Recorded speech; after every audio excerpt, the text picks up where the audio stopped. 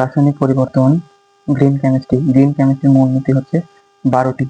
Green কেমিস্ট্রির মূলনীতি 12টি। সর্বোচ্চ অ্যাটম ইকোনমি বাই করে হচ্ছে এই সমান সমান কাঙ্ক্ষিত উৎপাদের মোট ভর ইন্টু মোল সংখ্যা ডিভাইডেড বাই মোট উৎপাদের ভর ইন্টু মোল সংখ্যা দ্বারা।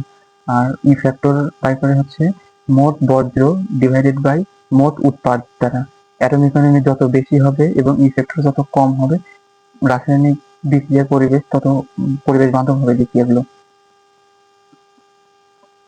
সিএফসি সংকেত নির্ণয়। সিএফসি এর সংকেতের সাথে 90 যোগ করলে যে সংখ্যা পাওয়া যায় তার শতকরাকে মানে শতাংশের ঘরের অঙ্ককে কার্বন সংখ্যা এবং দশকের ঘরের অঙ্ককে হাইড্রোজেন সংখ্যা এবং এককের ঘরের অঙ্ককে ফ্লোরিন সংখ্যায় নির্দেশ করে। যেমন সিএফসি 13 এর সংকেত হচ্ছে 13 এর সাথে 90 যোগ করলে হয় হচ্ছে 103।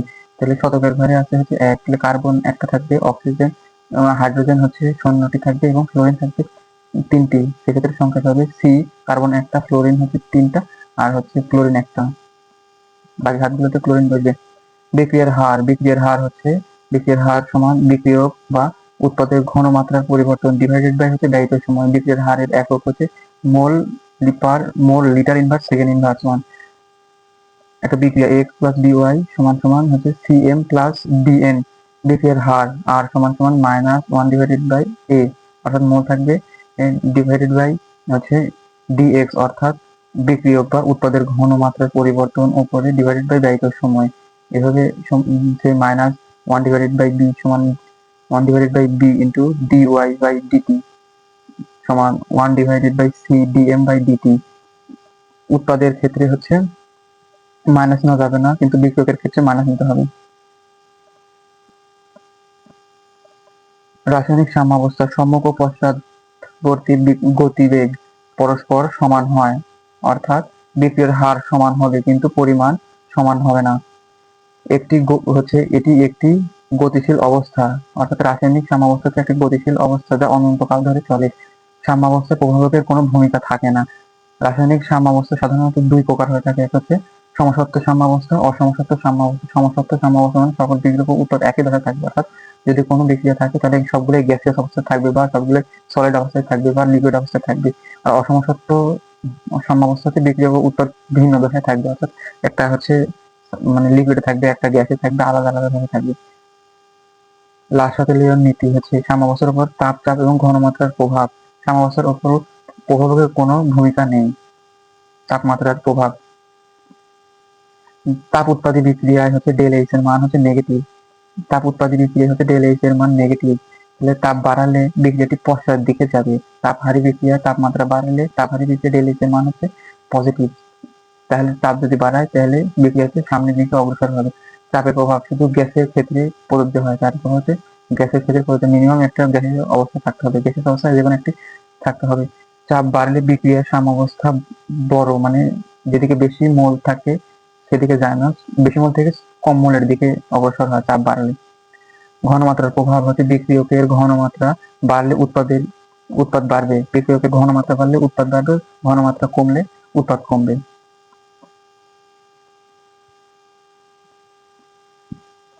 সাম্য ধ্রুবক কেসি হচ্ছে ঘনমাত্রা আর কেপি হচ্ছে আংশিক চাপ। কেসি সমান সমান সাম্যাবস্থায় উৎপাদের ঘনমাত্রার ঘাত সহ গুণফল ডিভাইডেড বাই সাম্যাবস্থায় বিক্রিয়কের ঘনমাত্রার ঘাত সহ গুণফল। আর কেপি সমান হচ্ছে সাম্যাবস্থায় উৎপাদের আংশিক চাপের ঘাত সহ গুণফল সাম্যাবস্থা ডিভাইডেড বাই সাম্যাবস্থায় বিক্রিয়কের ঘনমাত্রার ঘাত সহ গুণফল। যেকোনো একটা দিকে দেখি CO3 সমান CaO প্লাস CO2। এর কেসি যদি বের করতে চাই তাহলে আগে নিতে হবে একটা CO2 হচ্ছে CO2 নিতে হবে, এই একটাই হবে এখানে। ভরক্রিয়ার সূত্র ও সক্রিয় ভর। নির্দিষ্ট তাপমাত্রায় একটি বিক্রিয়ার গতিবেগ বিক্রিয়ার অংশগ্রহণকারী প্রতিটি বিক্রিয়কের সক্রিয় ভরের সমানুপাতিক হয়। সক্রিয় ভর সমান হচ্ছে দ্রবণের ক্ষেত্রে হচ্ছে ঘনমাত্রা নিতে হবে আর গ্যাসের ক্ষেত্রে আংশিক চাপ নিতে হবে। আংশিক চাপ সমান হচ্ছে মোট চাপ ইন্টু মোল ভগ্নাংশ। আংশিক চাপ সমান হচ্ছে মোট চাপ ইন্টু মোল ভগ্নাংশ। ঘনমাত্রা হচ্ছে মোল ডিভাইডেড বাই আয়তন অবশ্যই লিটারে নিতে হবে। কেপি কেসি এর মধ্যে সম্পর্ক এবং এদের একক বিভিন্ন একক। কেপি সমান কেসি ইন্টু আর টু দি পাওয়ার হচ্ছে ডেল এন। এখানে এন হচ্ছে উৎপাদের মোল সংখ্যা, উৎপাদে যে মোল থাকবে সেই মোল থেকে বিক্রিয়কের মোল হচ্ছে বাঁচতে হবে। কেপি এর একক হচ্ছে atm to the power del n, আর কেসি এর একক হচ্ছে mole per litre to the power del n.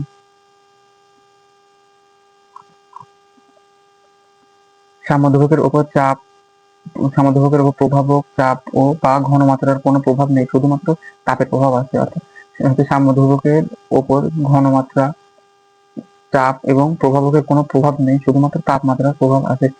সাম্যধ্রুবকের উপর তাপমাত্রার প্রভাব। ভ্যান ডাফের সূত্র অনুসারে লন কেপি সমান সমান minus del H divided by R into 1 divided by T square plus constant. Log এর লন নিলে, আর যদি লগ লেখা যায় তাহলে শুধু একটা এক্সট্রা করে 2.303 যোগ হবে, নিচে গুণ হবে, না হলে সব একই।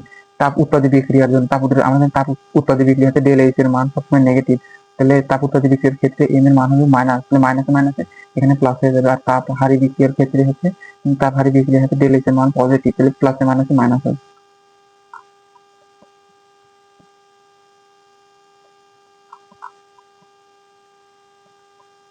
অ্যাসিডের শক্তির মাত্রা। হাইড্রোসিডের শক্তির মাত্রা হচ্ছে, হাইড্রোসিডের ক্ষেত্রে হ্যালোজেনের আকার যত বড় হবে অ্যাসিডের শক্তি মাত্রা তত বেশি হবে। অর্থাৎ হাইড্রোসিডের ক্ষেত্রে হ্যালোজেনের আকার, হ্যালোজেন হচ্ছে ক্লোরিন, ব্রোমিন, আয়োডিন, এগুলো হচ্ছে হ্যালোজেন। এর আকার যত বড় হবে তত বেশি শক্তিশালী হবে। এখানে হচ্ছে আয়োডিনের আকার সব থেকে বেশি, তাই আয়োডিন সবচেয়ে বেশি শক্তিশালী, তারপরে ব্রোমিন, তারপরে হচ্ছে ক্লোরিন, তারপরে হচ্ছে ফ্লোরিন। অক্সাইডের ক্ষেত্রে হচ্ছে কেন্দ্রীয় পরমাণুর জারণ মান যত বেশি হবে তত হচ্ছে শক্তিশালী হবে। জারণ মান যদি একই হয়ে যায় তাহলে যার আকার ছোট তার শক্তি মাত্রা তত বেশি। জৈব অ্যাসিডের ক্ষেত্রে হচ্ছে অ্যালকাইল গ্রুপের আকার যত বেশি হবে অ্যাসিড তত দুর্বল হবে। জৈব অ্যাসিডের ক্ষেত্রে অ্যালকাইল গ্রুপের আকার যত বেশি হবে অ্যাসিড তত দুর্বল হবে। আর যদি হ্যালোজেনের সংখ্যা যত বাড়বে অ্যাসিডের শক্তি মাত্রা তত বেশি হবে। আর যদি হ্যালোজেনের মাত্রা একই থাকে তাহলে আকার যার ছোট হবে তার শক্তি তত বেশি হবে।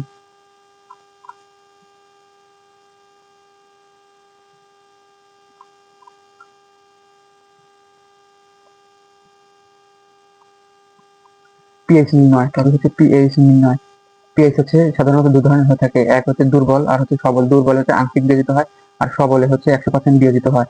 সবল অ্যাসিড H2SO4, HCl, HNO3 এগুলা। সবল ক্ষার হচ্ছে NaOH, COH এগুলা। দুর্বল অ্যাসিড হচ্ছে HCO3, HCOOH, CH3, COOH এগুলো। আর দুর্বল ক্ষার হচ্ছে NH4OH।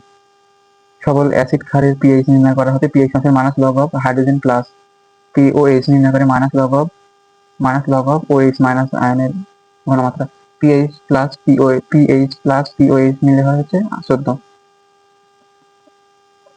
যদি বলে হচ্ছে 0.5 মোল H2S এর পিএইচ কত, H2S বিক্রি করতে হবে।